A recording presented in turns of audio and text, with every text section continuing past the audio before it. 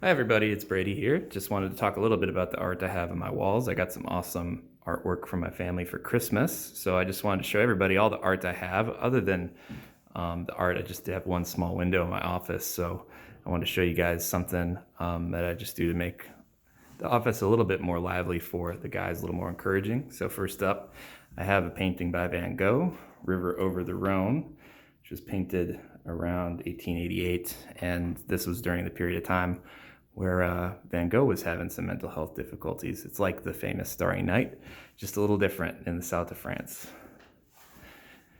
Next up, Sir Winston Churchill. Success is not final, failure is not fatal. It is the courage to continue that counts. Here's a more lively picture that a lot of guys don't pick up on, but if you have been a little more perceptive, you see in the water there the arm of somebody with a chain on it. This was painted by an English artist named Turner. I'll read a brief story that kind of encapsulates the picture, and it relates to what I deal with in dealing with insurance companies these days about people who get denied care, etc. In 1781, the slave ship Zong was inbound to Jamaica. It had ordered 132 slaves to be thrown overboard when drinking water was running low so that insurance payments could be collected. Insurance money could not be earned if the slaves had simply passed due to natural causes. This incident went to court, and the trial that ensued, the resulting trial gained wide public attention, building support for the abolition of slavery and the slave trade in Britain. So Turner was a guy who had spent a lot of time doing very nice English landscapes for the aristocracy. When he heard about this incident, this is what he painted, and it commemorates the event of the British trying to take a more proactive approach to vulnerable people. Here I just have a basic water theme to help guys relax a little bit. When I'm talking with people one-on-one, they face this picture here and this picture here. This picture obviously is Martin Luther King, and this is a moment where he is jailed. His famous Jefferson County jail letter comes from this moment here.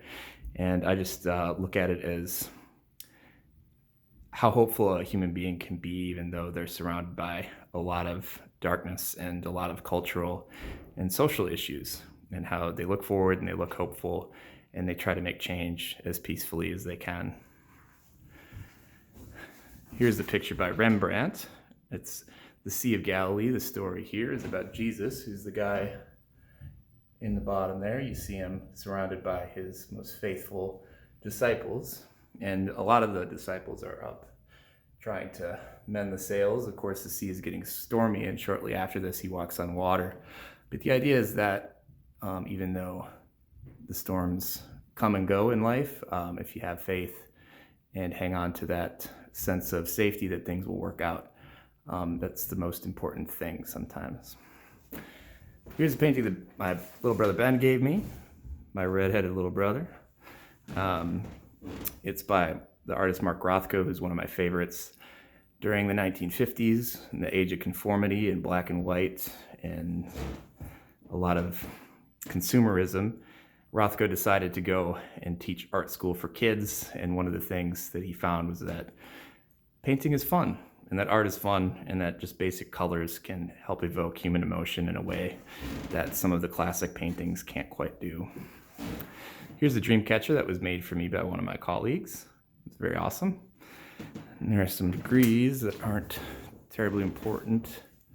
Here are the Peacemakers. This is a painting that was done in 1868 by George Healey.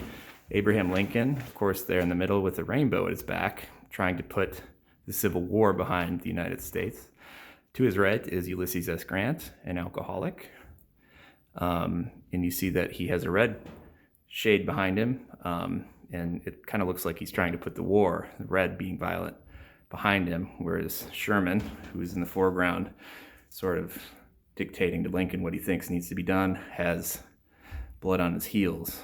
That he was marching through the South at this time and causing a lot of destruction. Admiral Porter is on the left side of Lincoln there. I'm not terribly sure why he is as important as the other gentleman, but here you have the Peacemakers, and there you have Lincoln trying to do his best. Lincoln suffered from depression, a lot of mental health issues, and so did Sherman. So this is just sort of a good reminder for me that even though guys can come from difficult circumstances, deal with difficult issues, they can still do important things. Here's a painting by Gustav Klimt that my mom and dad gave me for Christmas. You see, as you get further away, it's easier to tell it's a birch forest. When you get nice and close, it's harder to see exactly what's going on. So I like the difference in perspective, and I like Klimt in general. Lastly, here is just a nice painting of a Native American on a peaceful, calm lake with some trees around it. And that is my office, so there you have it.